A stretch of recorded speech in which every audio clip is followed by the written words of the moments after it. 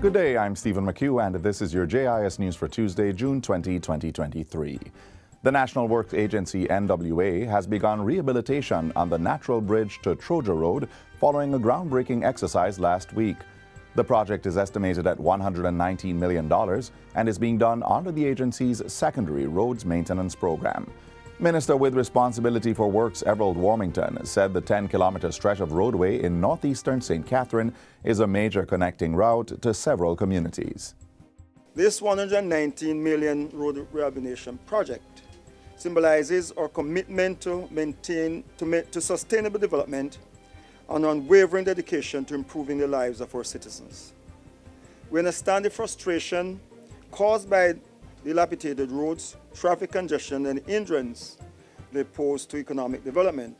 Therefore, we have formulated an inclusive and ambitious plan to address these challenges head-on. The scope of works includes installation of pipe culverts, construction of parapet walls, bushing and trimming of banks, as well as the reshaping and asphalting of select areas along the roadway. 7 retaining walls and 6 fords are also expected to be repaved during the 8-month contract period. Minister Warmington says special attention will be paid to a section of the road which was impacted by recent rains. I spoke to the parish manager who I asked to embark or prepare a scope of work. So from this section at below Earwood to the Yellow Bridge, that section will be addressed along with this current contract. Also, from the Yellow Bridge going to Riversdale, there are some very bad conditions there, and those also will be addressed. Heavy rains in recent weeks have caused about $63 million in damage to crops in St. Elizabeth. Minister of State in the Ministry of Agriculture and Fisheries, Franklin Witter, gave the preliminary estimates during Friday's tour of several farms and roadways in southern St. Elizabeth. That preliminary figure did not include the roads. Today we looked at the roads, and therefore that now will influence the changes going forward in terms of the figure.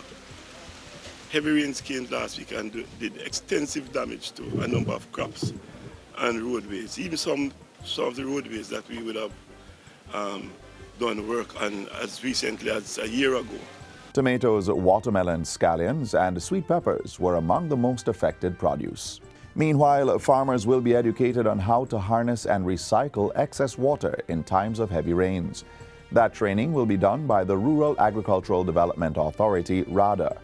RADA's acting chief executive officer, Winston Simpson, made the disclosure during Friday's tour of farming communities in southern St. Elizabeth. If we don't do that, then it's very difficult to trap that water on the road. We're also looking at mitigation measures in terms of making what you would call cross drains more regularly on some of these roads. And some of these roads have very intense slopes, and we must start putting in at least every 5-10 meters. We have to be looking at now at putting cross drains here to slow down the water base. In other news, harsher penalties will soon be enforced for littering. Local Government Minister Desmond McKenzie made the disclosure during a recent post-cabinet press briefing. Minister McKenzie says that drafting instructions are being finalized for the implementation of a new structure that will increase fines under the Anti-Litter Act. The minister says once the document is completed, the public's feedback will be solicited. We again are going to be undertaking a massive program of public education.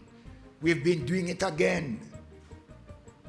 And before we introduce any new penalties, the country, by series of town hall meetings and various interactions, will be given an opportunity to raise their concerns and to make suggestions.